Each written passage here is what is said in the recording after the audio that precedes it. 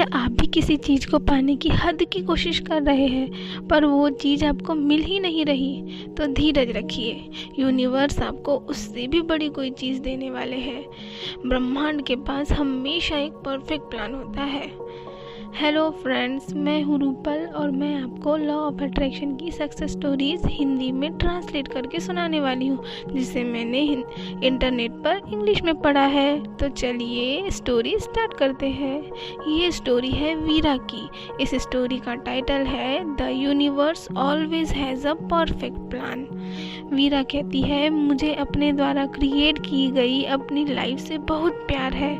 मैं जो भी चाहती थी वो सब कुछ मुझे मिला है।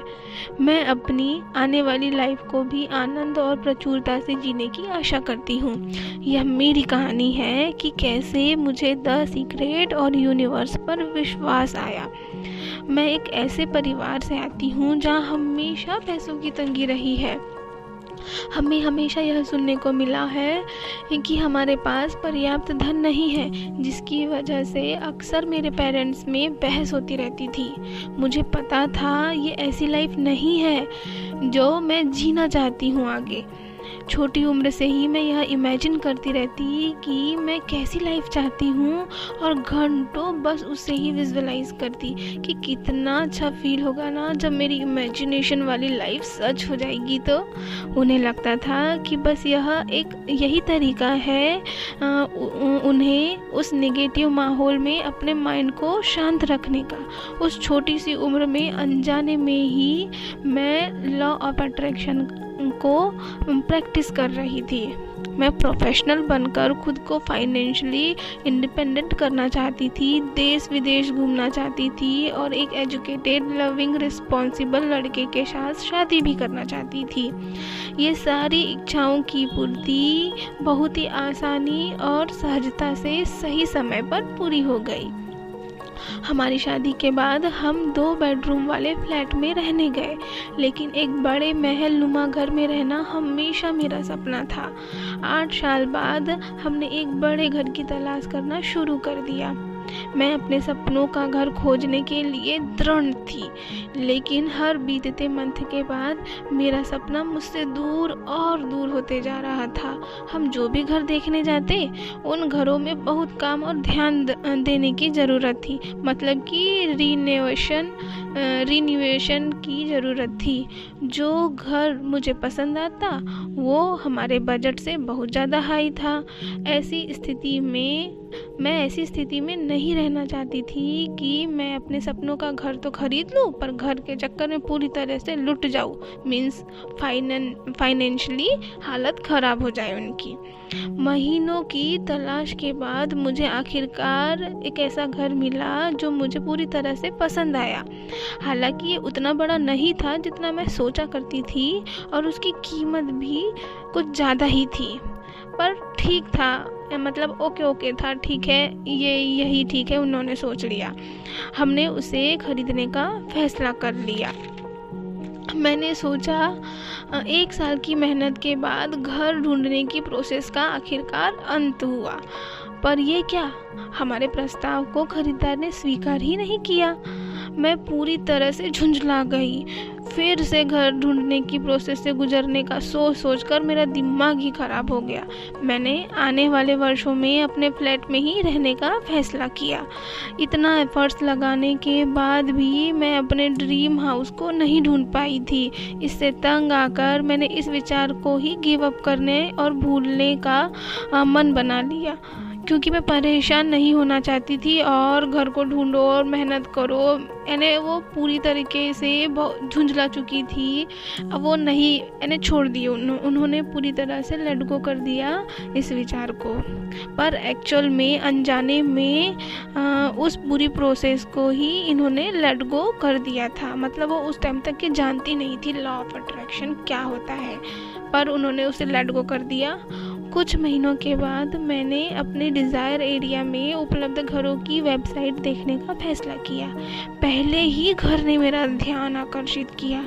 मैं और मेरे पति उसी दोपहर को उसे देखने गए।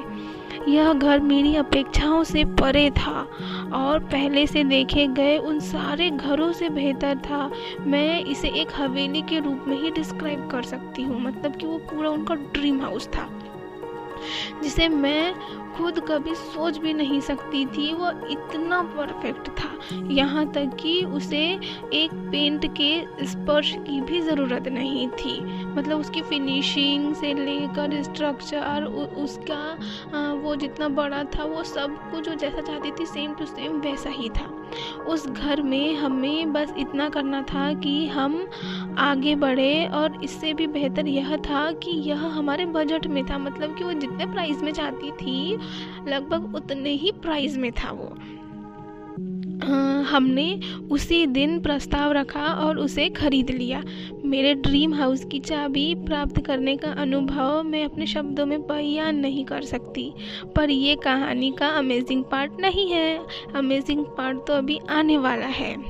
मेरा घर कॉलेज से कुछ ही दूरी पर था, जिस कॉलेज में मैं कई साल पहले पढ़ने आया करती थी। मैं हर दिन अपनी क्लासेस जाने के लिए इस घर के सामने से गुजरती थी। मतलब वो कॉलेज जाते टाइम अपने उसी घर के सामने से गुजरती थी। कितनी अमेजिंग बात है ना। और उस टाइम इस घर को देखकर अपने लिए उसकी कल्पना करती कि और सोचा करती कि इस घर में रहने वाले लोग कितने लकी होंगे ना।